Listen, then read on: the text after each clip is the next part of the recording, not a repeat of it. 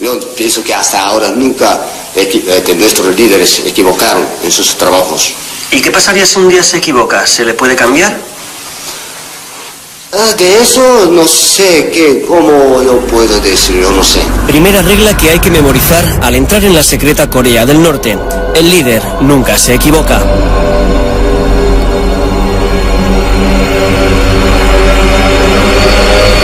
Esta es una reproducción del mítico paralelo 38 que separa desde hace 54 años a las dos Coreas.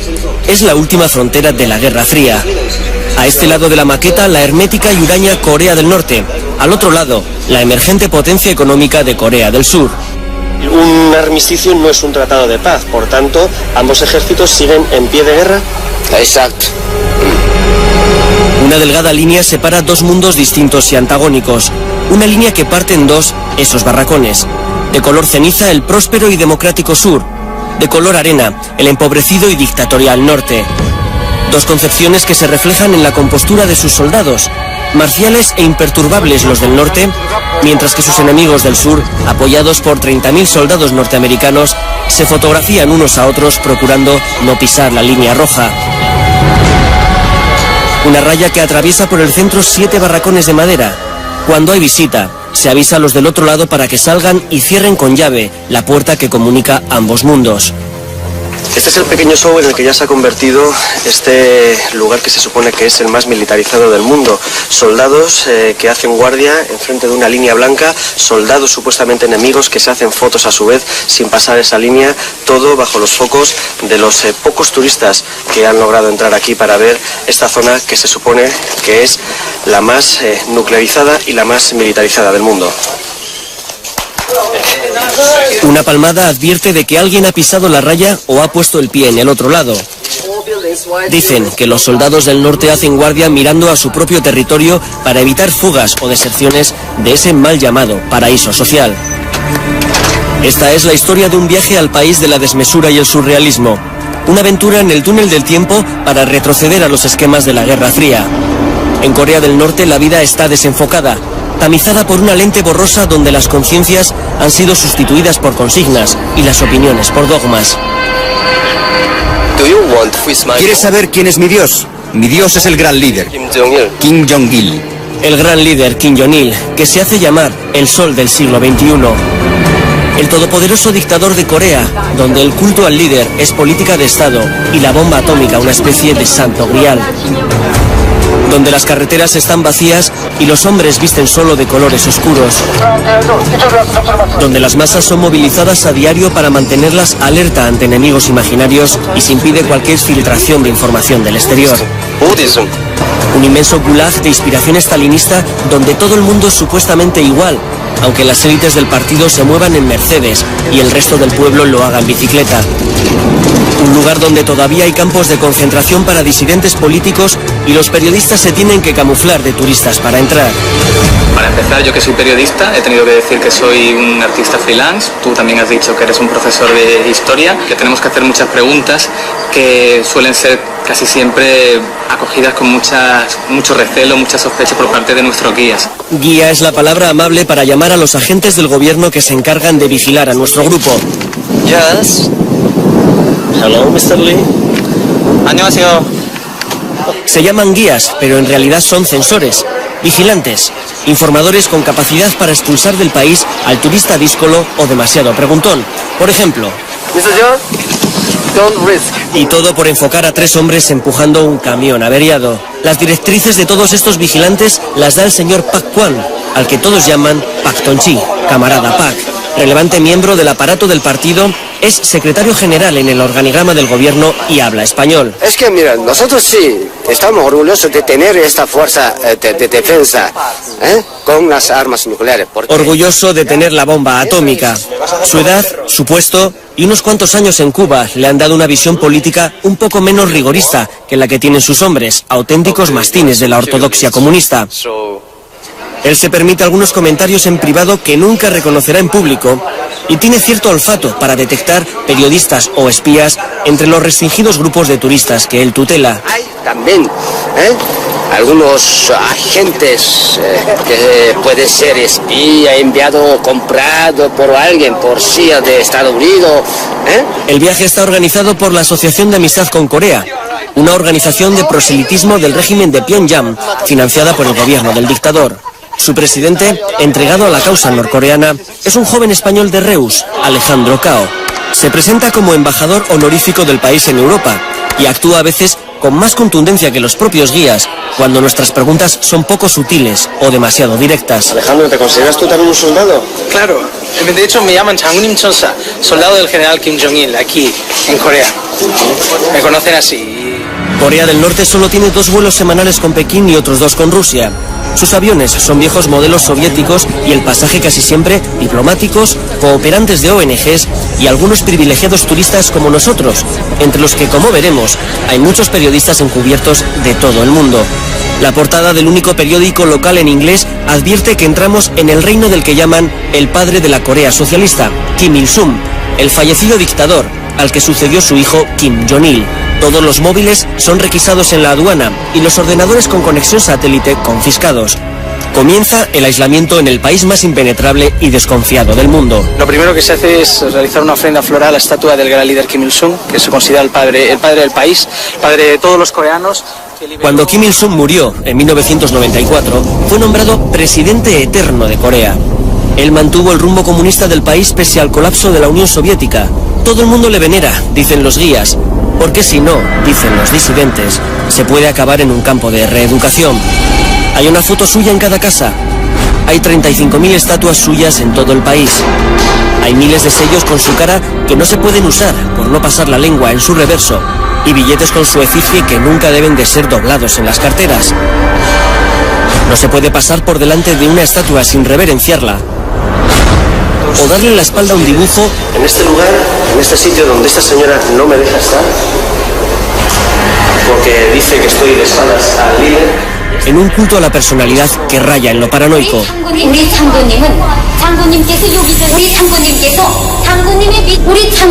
Uri Changunin Keso, nuestro general. Repetido hasta la extenuación o el aburrimiento. Hay una especie de alienación espiritual que obliga a rendir pleitesía a ese líder distante y enigmático. Estamos en el museo de una cooperativa agraria, pero la guía se empeña en enseñarnos la mesa donde se apoyó el líder, la silla donde se sentó el líder, los cuencos donde bebió sopa el líder.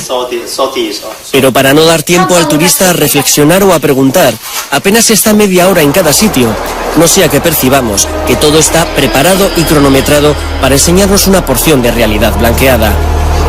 Este reportaje está elaborado prácticamente desde un autobús, robando imágenes en marcha, para tratar de obtener un retrato aproximado, aunque sea movido, de este país ensimismado. Transitamos por autopistas de 5 carriles y nos preguntamos lo mismo que ustedes. ¿Dónde están los coches? 3, 4, por lo menos 4 columnas de tanques pasan por aquí. 4 columnas. Aquí las carreteras, bueno, en general toda la infraestructura está orientada a la defensa y a la parte militar. Entonces tiene sentido, igual que las autopistas que habíamos hablado antes, que son de zona de aterrizaje y despegue de aviones de combate, se utilizan con ese propósito. Sí, pero es que aquí no hay coche ninguno tampoco, ¿eh? Solo determinados vehículos usan regularmente esta autopista, entonces el resto, todos los vehículos, transportes, mercancías, van por carreteras secundarias. Se pueden buscar explicaciones más peregrinas, pero menos es difícil. En caso de guerra, lo primero en ser destruidos serán este tipo de infraestructuras. Sin embargo, Alejandro y el resto de guías se empeñan en esconder algo tan sencillo como que la ausencia de vehículos se debe a que en este país no hay propiedad privada y que el embargo internacional provoca la carestía del combustible. Por esos 2 motivos, pero sobre todo por el de no colapsar las carreteras y no polucionar y ahorrar energía, son los motivos por los cuales no hay vehículos privados. Se apela al medio ambiente, pero se levantan fábricas en medio de la ciudad. Desde luego, la ausencia de coches tiene cierto encanto para una mentalidad acostumbrada a atascos y contaminación, pero el caso es que aquí no hay coches, porque el gobierno no lo permite. Solo aquellos que tengan algún familiar en el extranjero que envía divisas puede acceder bajo permiso a conseguir un vehículo. Esto es una vía secundaria, como las que comenta Alejandro, y tampoco hay coches. A solo un paso de las gigantescas factorías de Hyundai o Kia, al otro lado de la frontera, la bicicleta sigue siendo el transporte universal de la ciudadanía. Eso sí, las carreteras estarán vacías, pero muy limpias, porque en Corea se barren las calzadas. Hay brigadas de barrenderos que cepillan kilómetros y kilómetros de asfalto solitario.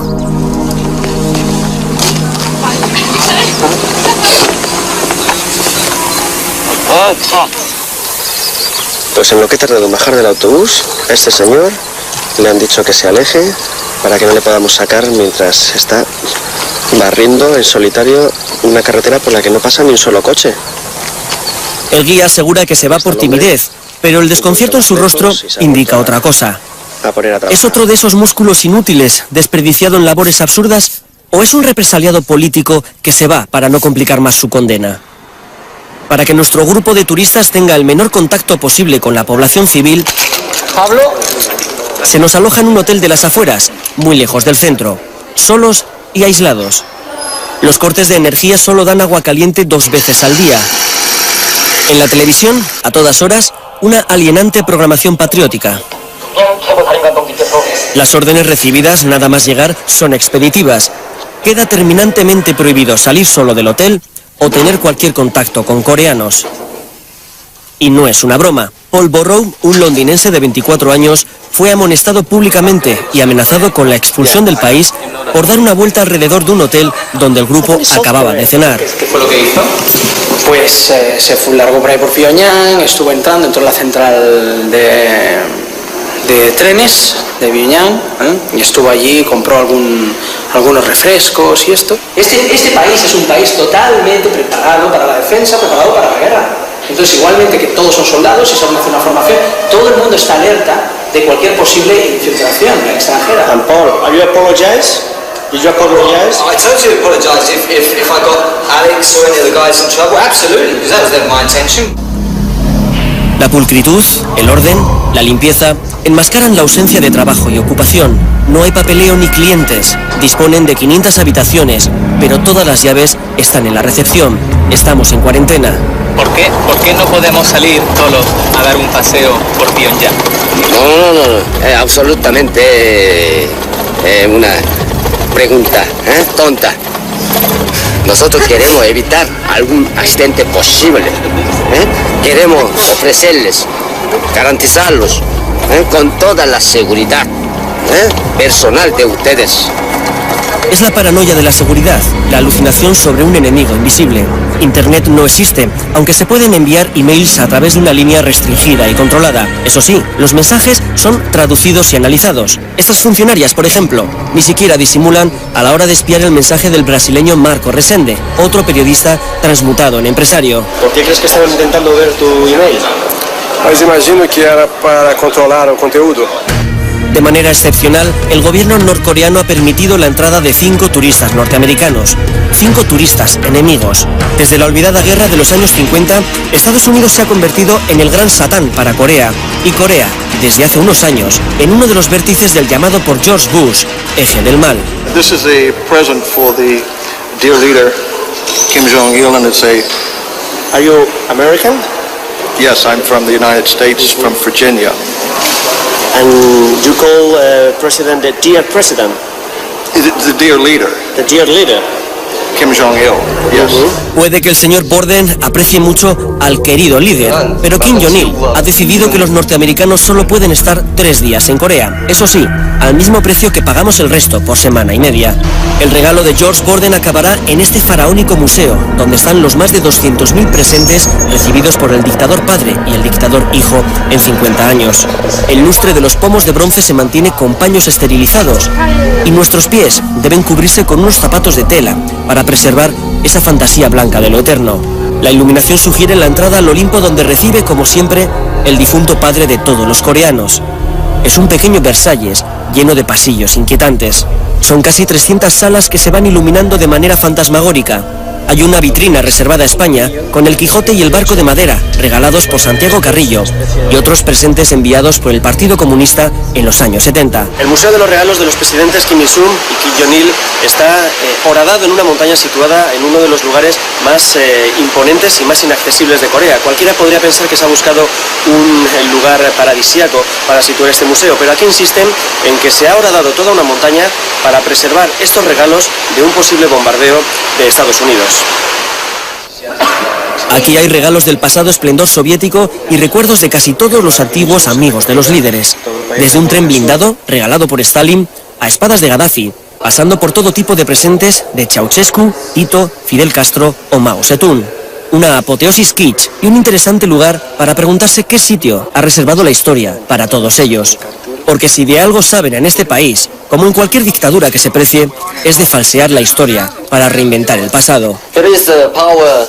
Aquí hay un arma de guerra utilizada por los antiguos coreanos, que se parece mucho a un misil. En este museo de la ciudad de Kaesong se pretende hacer creer, con unos burdos dibujos, que los coreanos inventaron los misiles hace cientos de años, y de ahí les viene la tradición nuclear.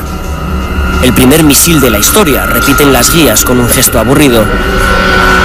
En otro lugar nos intentan convencer de que esas estatuas de piedra que imitan a las supuestamente originales son patrimonio de la humanidad, en lugar de simple atrecho.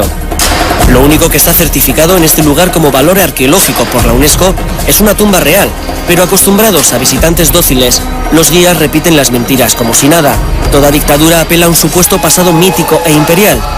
Toda dinastía autoritaria, como la de los Kim, busca legitimación en antiguas estirpes guerreras.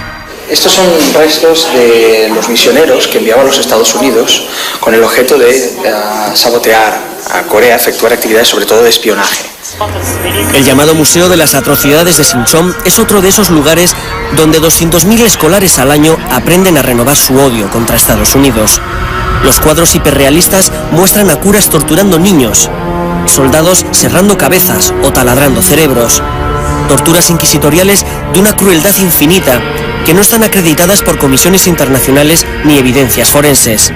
Las supuestas órdenes de los oficiales estadounidenses son toscas fotocopias sin sellos ni firmas ni órdenes de operaciones. Más historia reinventada. La casa de Majong-dae es donde supuestamente nació Kim Jong-il. Significa colina de los 1000 escenarios. La biografía oficial asegura que en 1945 expulsó él solo al invasor japonés al frente de sus guerrilleros, aunque no se menciona que 2 bombas atómicas habían provocado la rendición de Japón. Aquí la gente acude en formación. Vienen de fábricas, o pueblos o colegios. Vienen como obligados. No hay satisfacción en sus rostros, sino languidez. Son como androides en procesión.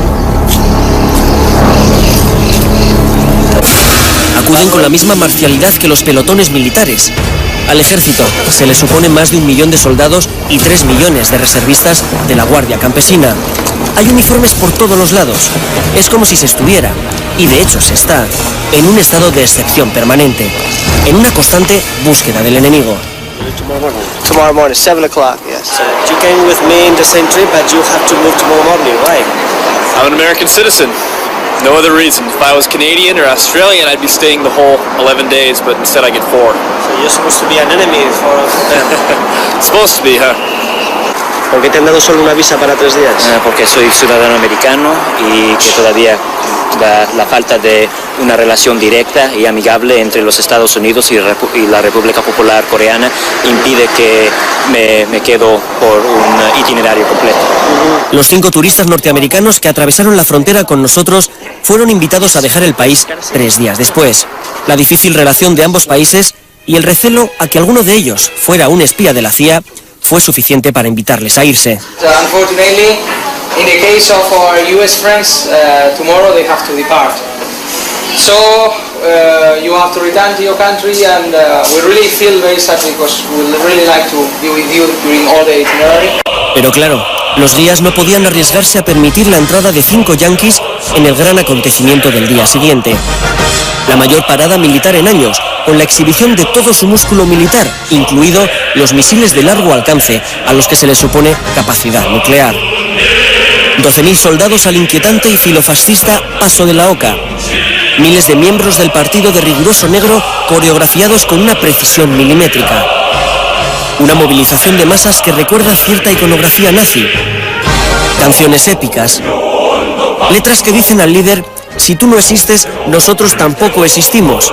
Y nosotros, los turistas periodistas, reteniendo todas esas imágenes en la memoria porque nos impidieron pasar la cámara. Memorizando las lágrimas entre los asistentes, las muestras de histeria colectiva, los gritos de júbilo al líder porque en la tribuna solo estaban los incondicionables del régimen. Y el visitante que ve pasar esos misiles al lado, que ve cómo la gente puede acercarse a tocarlos en el parking, a bromear, haciendo como que aprietan el botón de la lanzadera. El visitante que imagina los millones de euros que puede costar cada misil para un país tan miserable, cuando se recupera de la impresión de estar rodeado de lunáticos, pregunta a uno de los responsables de nuestra vigilancia por la bomba nuclear. No tenemos armas nucleares para amenazar a otros países, no. Es solo para autodefensa. Tenemos armas nucleares para defender nuestro país de provocaciones y nuevas guerras del imperialismo norteamericano. Lee es uno de los discípulos aventajados del señor Pak. Ambicioso y fanfarrón, sus opiniones son las más dogmáticas y militantes. No se desvía ni un milímetro de la doctrina oficial. Busca espías por todos los lados para ascender en el aparato del partido y revisa continuamente nuestras guías o apuntes para descubrir algo incriminatorio, algo de propaganda imperialista. Igual que nosotros, pero... Yeah, but why don't you want to see any American movie?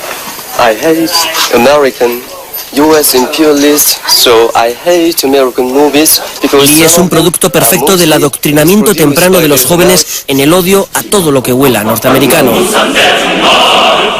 Durante su época de universitario participó en las famosas marchas de antorchas, otra turbadora movilización de masas. 200.000 personas purificadas por el fuego y sublimadas en el culto a un líder que se siente a gusto en su papel de semidios. Los regímenes autoritarios necesitan estas demostraciones de asistencia obligada para retroalimentar su sueño de apoyo popular. Es como una gran maniobra de autosugestión, de que el pueblo está con el líder, de que todos esos hombres y mujeres que desfilan sin sonreír son parte del sistema. Kim Jong-il visita, Kim Jong-il proporciona, Kim Jong-il inspecciona. En todas las portadas, en todos los periódicos, siempre sale una fotografía del gran líder. En esa primera página, un líder que debe tener el don de la ubicuidad porque está en todos los sitios y sabe de todo. ¿Cómo se consigue esa alienación? Con un férreo programa de anestesia colectiva y falta de información.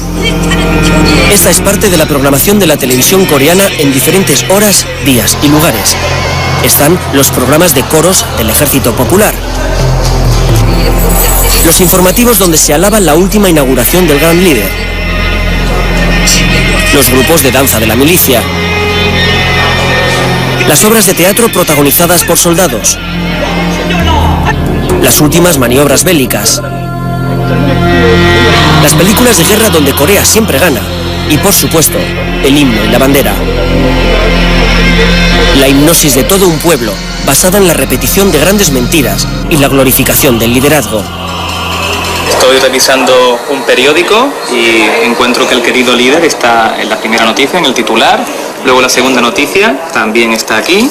Y si nos vamos a otra página, encontramos Kim Jong-il de nuevo en un titular. Aquí también una noticia distinta. Aquí también.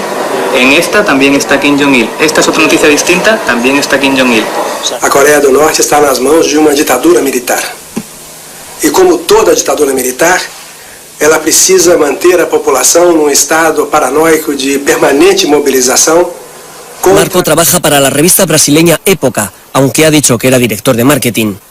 La entrevista se realiza en su habitación tras confesar que él también es periodista. No somos los únicos. Pablo, del diario ABC, se ha colado como artista. Y Sasha, un reportero croata, ha dicho que era músico. Solo los últimos días del viaje, y tras superar la sensación de recelo y sospecha creada por los guías, se desvelan las verdaderas identidades. En Corea las paredes se escuchan, así que hay que hablar bajo en las habitaciones. No encuentro diferencias entre las movilizaciones nazis y las que hemos visto aquí. Uno de los grandes orgullos del régimen norcoreano es el llamado Arirang, un fastuoso y faraónico espectáculo de gimnasia masiva que se celebra todos los días durante 2 meses al año. La coreografía es perfecta y la representación consigue hechizar por su colorido, su grandiosidad y su complicación técnica, pero es una enorme excentricidad. Una gran exageración que solo se puede hacer cuando un gobierno es capaz de obligar a 100.000 personas a ensayar gratis durante meses y bajo amenaza de reeducación si se niegan a colaborar o cometen algún fallo. Es la gran apoteosis imperial de un dictador que juega con su pueblo y trata de hipnotizarlo con ceremonias de catarsis colectivas.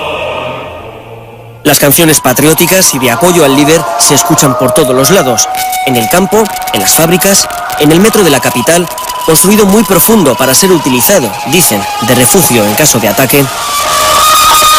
Larga vida al hijo del siglo XXI, dice el mural del fondo. Si uno se queda solo en lo estético, el metro impresiona. Si uno trata de hablar con la gente, también se impresiona. Veamos al señor Cho, nuestro guardián de hoy, ahuyentar a cualquier posible entrevistado.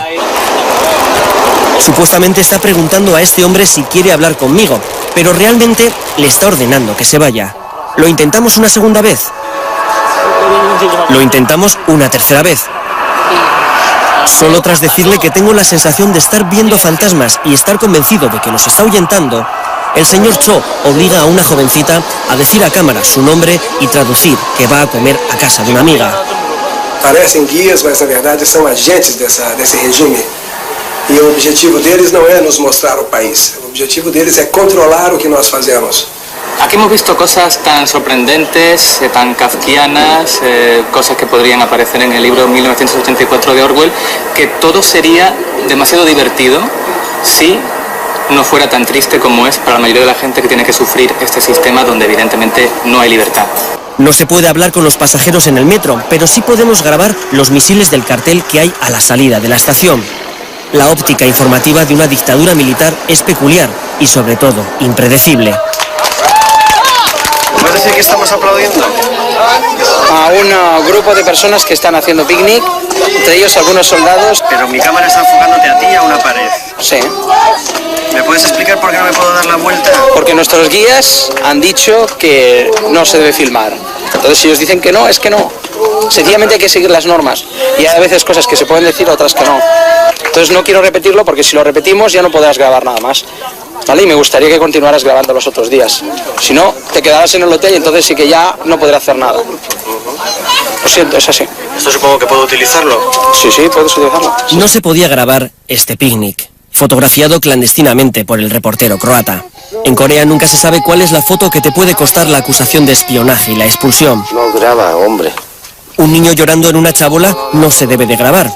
Otro crío chapoteando en un charco, tampoco. Esa otra imagen refleja una postal de tarde en un parque de la ciudad de Sinchon. El zapato es del guía que se interpone para no sacar un carro tirado por bueyes. Otra discusión absurda sobre la importancia estratégica de un carromato. Cuando una persona hace fotos, etcétera, este tipo de planos, porque creen que lo pueden utilizar como propaganda partidista totalmente. ¿El buey del carro estaba en este parque o no? Claro que sí. Pero ¿por qué el 90% de personas que vienen aquí solo sacan el buey y el carro y no sacan el resto? Ese es el problema que tenemos. Para que no se nos incluya en ese 90% del que habla Alejandro Cao, sacaremos imágenes de ese bucólico parque. Pero también diremos que esa grabación fue un ruego especial del periodista, harto de sacar fotos movidas desde un autobús que solo para en lugares que estén en el programa o que tengan un monumento al líder. Desde el autobús ha habido que sacar el imponente esqueleto del Hotel Ryungyong, el que tenía que ser el más grande del mundo, construido en plena Guerra Fría y muerto por falta de presupuesto. Una de las vergüenzas nacionales menos disimuladas. 3.000 habitaciones, 105 pisos, el 10º edificio más alto del mundo. Iba a ser el orgullo de un país que quiere hacerlo todo más alto y más grande que nadie, como si esta fuera la única manera de medir ideologías. Un fiasco urbanístico que nunca podrá ser rehabilitado por la mala calidad del hormigón utilizado. Desde el autobús y corriendo ha habido que sacar las nuevas aldeas que se están construyendo por todo el país. El líder ha decidido desmantelar miles de pueblos y reconstruirlos unos kilómetros más allá. La razón oficial es que las casas estaban viejas. Se trasplantan de cuajo poblaciones enteras. No importa el arraigo de las personas a la tierra. No importa borrarles los recuerdos de toda una vida o los vecinos de siempre. La orden es trasladarse y punto. Si tan orgullosos están de estas migraciones forzosas, ¿por qué no verlas de cerca? ¿Es tan fácil cambiar a la gente de su hogar? ¿O estamos grabando lo que muchas organizaciones de derechos humanos llaman gulags? Lo que muchos disidentes y muchas fotografías aéreas señalan como campos de trabajo forzoso para disidentes políticos. ¿Es cierto que hay miles de presos políticos en este país? Es totalmente mentira.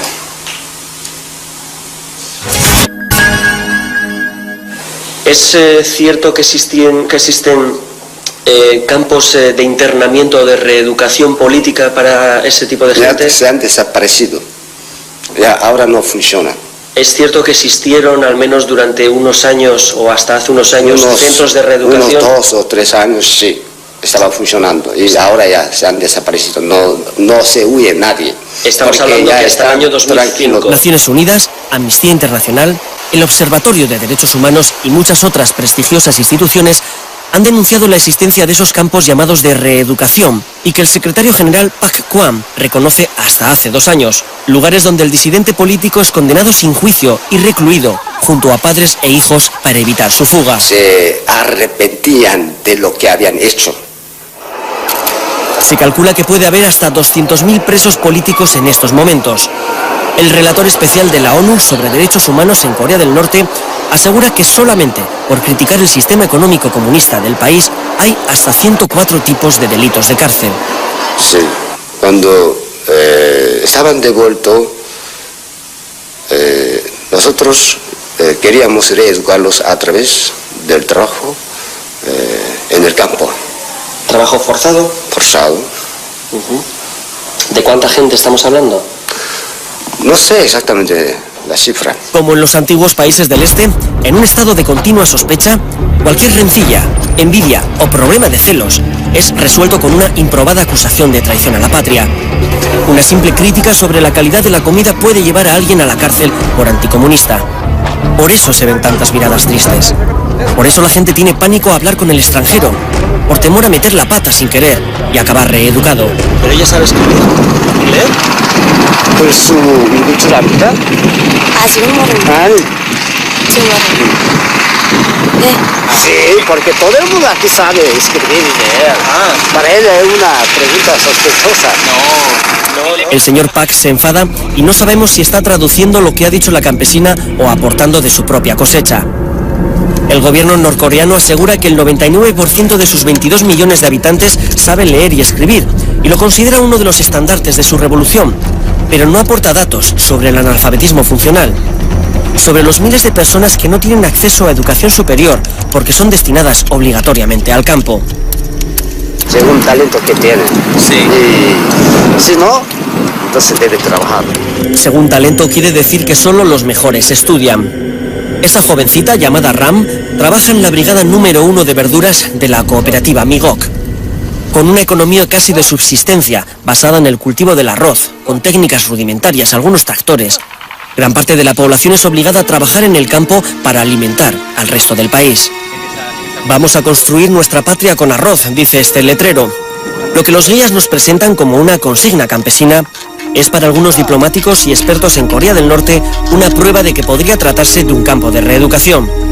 Nunca sabremos si hemos hablado con una campesina o con una represaliada política condenada a trabajos forzados, porque en Corea nunca nada es como parece. Bueno, pues hemos pedido que nos enseñen la típica casa coreana y nos han traído una especie de casa museo visitada por el presidente de la nación, en la que todo está en su sitio, todo está limpio y todo parece que ha sido colocado a posta para que parezca lo que seguramente no es, una típica casa coreana. Queríamos ver una casa campesina al azar, pero en Corea el azar no existe. La casa ya estaba preparada, aunque todo ha parecido improvisado. Se trata de una familia modélica, fotografiada, qué casualidad, con el líder, con una cocina inmaculada, unos pequeños cultivos en el jardín, la guerrera del dueño con las medallas conseguidas. Una familia ejemplar, porque en Corea se divide a la población en 3 clases, los centrales como los de esta casa, los oscilantes y los incorregibles. Una especie de inventario social o de clase, cada uno con sus propios derechos, obligaciones, privilegios o castigos. ¿Es cierto que existen campos de internamiento para deficientes mentales o deficientes físicos? No, de eso no solo trabajos en el campo, solo lo que hacen los campesinos de hoy. Pero hay cooperativas que se montan exclusivamente para con deficiencias físicas. No solo como en las granjas de cooperativas normales, solo ellos estaban como aparte de los campesinos de la misma granja. Este señor que porta unas muletas es lo más parecido que hemos visto a una minusvalía física. Tampoco hemos visto ningún deficiente mental, porque como reconoce el señor Pak, la espartana Corea del Norte encierra a sus disminuidos en granjas y cooperativas donde se dedican a trabajar a destajo como mano de obra defectuosa. El dictador Kim Jong-il trata a su pueblo como si fueran figuritas folclóricas de escayola. Su país es como un enorme juguete de hombres y mujeres sometidos a su voluntad. Cada uno tiene su puesto y su función, y si se rompe, se repone. El gobierno ha reconocido que hubo más de 300.000 muertos durante la gran hambruna de hace 5 años. El líder le puso nombre a esa época terrible, la Marcha Penosa. Algunas ONGs elevan la cifra a casi 2 millones de muertos por hambre. Entonces, quedan secuelas. Es una fábrica de la producción humana incesante. Visitamos una maternidad, aunque en la terminología marxista del señor Pak sea una especie de stajanovista paritorio de ciudadanos trabajadores. Todo vuelve a estar en su sitio y no se nos permite mirar donde no está previsto. La sanidad es uno de los grandes logros del país, aunque hay numerosas denuncias de la Organización Mundial de la Salud sobre el estado de muchos de los hospitales. La responsable de la maternidad nos pasea por todos los laboratorios y nos enseña madres que acaban de parir. Casualmente uno de los bebés nació el mismo día que el líder, 2 semanas antes de esta grabación. Preguntamos a otra madre por el nombre del bebé. ¿Indecisión? ¿Duda? Madre que no sabe, que no contesta, y entre el guía y la directora la sacan del apuro. Lo pensará cuando vuelva a casa, dicen. ¿Era todo un montaje?, nos preguntamos. ¿Era una madre real? ¿Qué madre no sabe el nombre de su hijo 2 semanas después del parto? Preguntamos a Pak. Antes del parto, así, la pareja ya tiene nombre de su hijo o de su hija. La directora de la maternidad nos cuenta orgullosa que han comprado 105 nuevas incubadoras, pero oculta que según el último informe de UNICEF, el 30% de los recién nacidos en Corea son prematuros debido a la escasa alimentación de las madres y la pobre calidad de la comida. El 34% de las mujeres norcoreanas sufre anemia y la falta de proteínas, grasas y micronutrientes provoca que el 23% de los niños estén técnicamente desnutridos. Algo que ha empezado a hacer mella incluso en el ejército, donde se ha tenido que reducir la altura mínima exigida para el servicio militar de 1,50 a 1,30. Y eso que el ejército es la institución más venerada del país. Hay cementerios y estelas funerarias en recuerdo de los mártires por todos los lados. La disciplina castrense impregna cualquier acontecimiento social, porque aquí, hasta el ocio también está controlado y programado. No hay ninguna familia en Pyongyang que no haya visitado el famoso y extravagante Museo de las Flores y no se haya fotografiado con miradas de trámite ante la imagen de los 2 líderes, padre e hijo. Aquí solo hay begonias rojas y orquídeas moradas, modificadas genéticamente, y a las que se les ha dado el vanidoso nombre de Kim Il-sunias y Kim Jong-ilias en honor de... Entre los centros de flores dedicados a los líderes se pueden ver incongruencias visuales como estas pistolas sobre pétalos rojos o reproducciones de misiles entre ramos de orquídeas. Son flores para el pueblo, rezan los carteles, entregadas por los 2 padres de la patria. El gran líder ha escrito centenares de libros como este, ha diseñado la ciudad entera, ha pensado en sus plazas, en sus monumentos, ha inventado nuevos sistemas hidráulicos, software para ordenador, ha logrado la bomba atómica y todo lo ha hecho él. Dicen aquí que es porque tan solo duerme 3 horas diarias, y es que uno de los primeros objetivos de cualquier régimen totalitario es eliminar la capacidad crítica y reflexiva de sus ciudadanos. La Torre Yuche pasa por ser, como no, el monolito más alto del mundo. Está erigida a la ideología del mismo nombre creada por el presidente Kim Il-sung. Básicamente, es un marxismo-leninismo redefinido con elementos confucianos y que se resume, según la experta, en una frase. El hombre es el maestro de todo y decide sobre todas las cosas. Si cambiáramos el enunciado y dijéramos que el líder es el maestro y que el líder decide sobre todas las cosas, estaríamos ajustando mejor el ideario Yuche. Una teoría mantenida en base al absoluto desconocimiento de otras realidades sociales que pudieran contaminar este paraíso social. Por eso, hasta la especialista hace preguntas tan sorprendentes como esta. En tu país, por ejemplo, ¿todo el mundo tiene derecho al voto o puede presentarse a las elecciones? El aislamiento es imprescindible para mantener una gran mentira. Por eso se reescriben las biografías oficiales de los líderes, para dotarlos de un pasado heroico y cierta pátina intelectual. Por eso se levanta un colosal parlamento para 700 diputados que, sin embargo, solo se reúne una vez al año.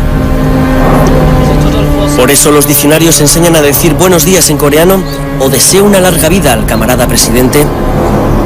Y por eso se le adjudican al líder poderes sobrenaturales o se inventan estadísticas. ¿Qué estás leyendo, Valentín? Pues un libro sobre las construcciones en Corea del Norte. ¿Qué tal está? Pues la verdad es que bastante sorprendente, porque son capaces de construir viviendas en 4 minutos y 54 segundos y en un día entero pues construyen apartamentos para 200 familias. ¿Eso es un libro oficial? Pues sí, editado por el gobierno de Corea del Norte. Qué desmesura, ¿no? Pues diría yo que sí. Valentín Plamenov es búlgaro, vive en Madrid y trabaja para un mayorista portugués de viajes. Se crió en los años 80 en un régimen muy parecido a este, por eso es capaz de detectar las pequeñas sombras que acechan a esta versión del comunismo a la coreana. Son pequeñas contradicciones que han empezado a socavar siquiera superficialmente la marmórea ideología norcoreana.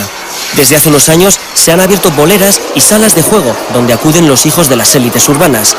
Se juega sin dinero para evitar la ludopatía, pero jugar se juega. Así, de esta manera nosotros mantenemos entre la juventud el espíritu socialista, no el espíritu capitalista.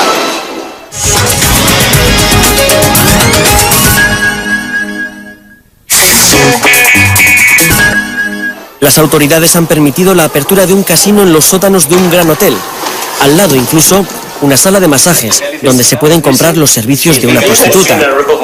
El precio es muy alto, advierte el intermediario chino, en un lugar que se precia de ser impermeable a la pornografía. Juego y sexo de pago corrompiendo esta supuesta Arcadia socialista, donde, y siguen las contradicciones, funcionarios como el señor Pak aseguran que viven con un salario de €1 al mes. Pero nosotros con $1 vivimos. ¿Pero eso qué? ¿De qué manera? Tenemos un sistema estatal de suministro muy fuerte, garantizada la vida gracias a este sistema de suministro estatal. La vida de los coreanos está bien garantizada. Pero Pak, solo las gafas y el reloj que llevas cuestan más de $1. Claro. ¿Cómo accedes a ello? ¿Qué? ¿Cómo lo puedes explicar? Estás diciendo que gastarías el salario de todo un mes, que es $1, pero para comprarte gafas. Es el método del cálculo de los occidentales, no el método de cálculo de los coreanos. Los números son los números. Da igual que sea occidental o coreano. Ya no joda más. Según Pak, el Estado suministra al mes a cada persona 15 kilos de arroz, 3 de carne y 16 huevos. Todo lo que no sea eso debe de ser comprado, por lo que está floreciendo un mercado negro de primera necesidad que los dirigentes no niegan, pero que llaman mercado secundario. Cada vez más ciudadanos acceden a los restaurantes estatales subvencionados a comer, por ejemplo, uno de los platos típicos, carne de perro, un manjar para algunos de nuestros circunspectos guías. You like the dog? Salud. Cheers. Yeah? How does it taste? It just dog meat. Corea del Norte es un régimen anciano y anquilosado que se mueve lentamente, pero se mueve. La aportación coreana a la hoz y el martillo comunista es un pincel que simboliza la presencia de los intelectuales en la revolución. Otra mentira de Estado. En Corea no hay pensadores, sino propagandistas del caudillo. No hay poetas o escritores, sino trovadores del régimen. El intelectual es crítico por naturaleza, el artista es indisciplinado. En realidad, ambos han sido carne de disidencia durante muchos años. La ideologización comienza en los colegios, en los institutos, en esos vestíbulos donde hay que saludar al líder cada vez que se pasa por delante, en esos pasillos escolares llenos de murales con fusiles y misiles, como si fuera de lo más normal, en esos dibujos de prisioneros norteamericanos, aunque en las clases de interpretación se utilice tecnología made in USA. En el Palacio de los Niños, un imponente edificio donde se enseñan diferentes disciplinas a los críos más talentosos, el plan de estudios combina arte e ideología. Aquí se construyen mentalidades patrióticas a través de los sentidos.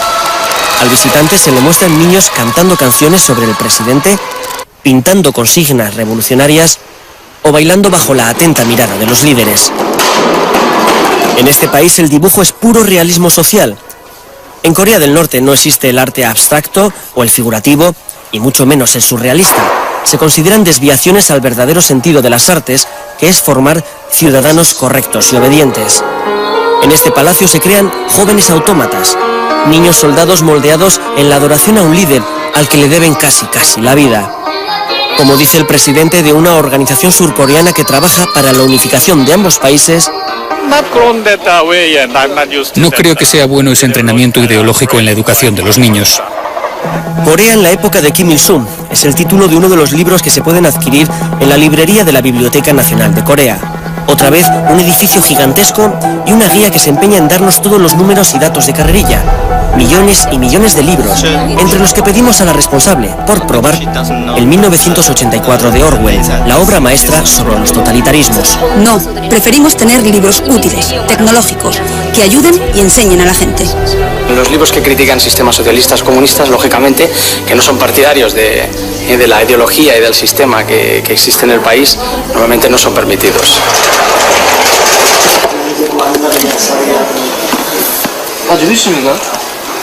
Le pedimos el castillo de Kafka, donde se describe el terrible poder de una inaccesible autoridad. Tampoco lo conocen. ¿Qué obras interesan entonces? Pues por ejemplo, los 18.000 libros escritos por el caudillo Kim Il-sung de su puño y letra.